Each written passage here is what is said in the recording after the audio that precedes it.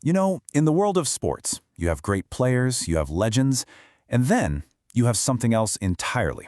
A name that becomes more than just an athlete. A name that becomes a symbol for a billion people.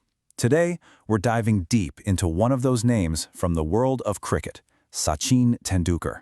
Okay, let's just stop and think about that for a second. That's not just a fan talking. That's Matthew Hayden, one of the toughest, most aggressive competitors to ever play the game.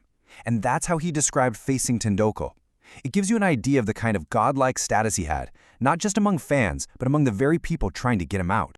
So that's the real question, isn't it? How does that happen? It's not just about being good at a sport. It's a whole different level. It's this wild mix of unbelievable skill, crushing pressure, and a story that starts when he was just a kid. To really get it, you have to go all the way back to the beginning. Because this wasn't a slow burn. This was a story about a boy who seemed destined for greatness from the absolute start.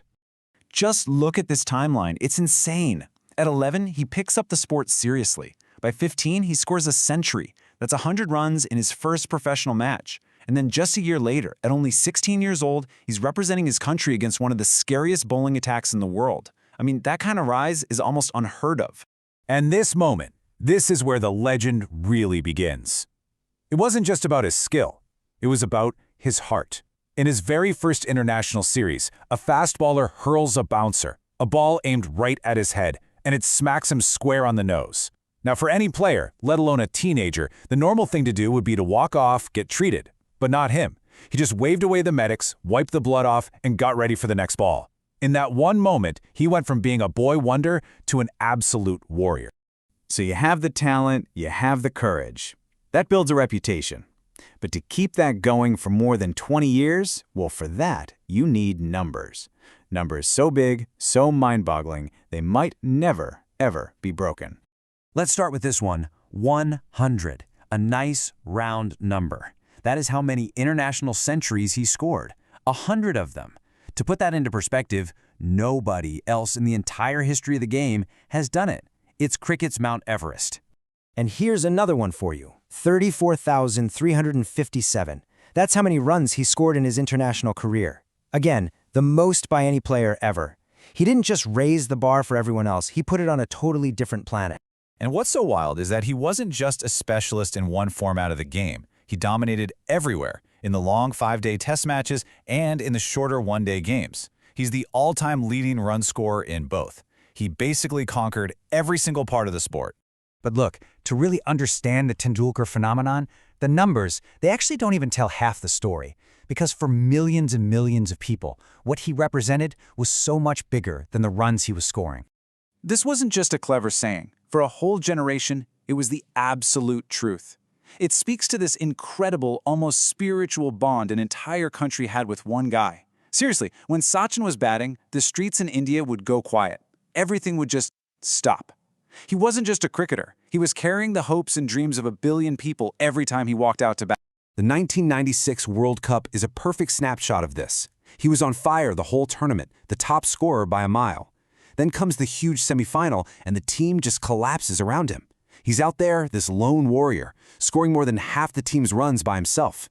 India lost that day, and it was crushing. But his fight became the story.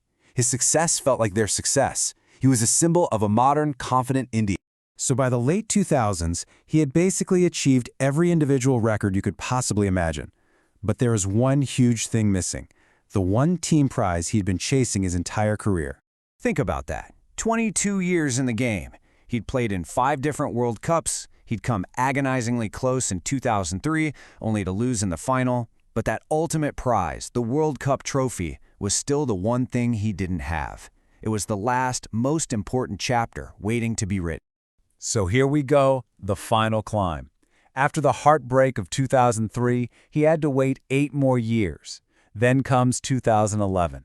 It's his 6th attempt. He's 37 years old, playing in his home city. And this time, they did it. India won the World Cup. The whole country just exploded with joy. It was this incredible moment of national celebration. And in his own words, you can just feel the sheer weight of that 2-decade-long journey. For a man who always seemed so calm and in control on the field, this was the moment that finally broke him. He was in tears. That team victory, winning for his country, meant more than any of those 100 individual centuries. So, all the records are broken. The final trophy is in the cabinet. What does it all add up to? What is the ultimate legacy of Sachin Tendulkar? Well, it's one that's recognized far, far beyond India. I mean, you can't get a higher compliment in the world of cricket than this.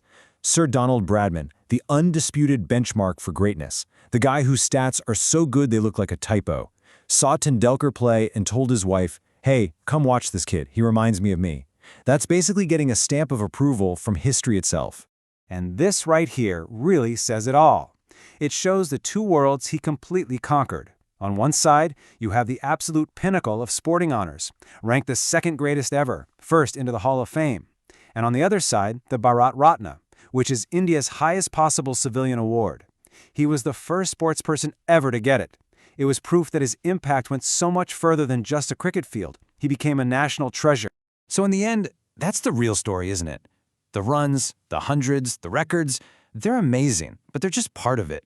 The real legacy is the hope he gave to 1 billion people. It's the way he united a country. And that's something that will last long, long after all the numbers are forgotten.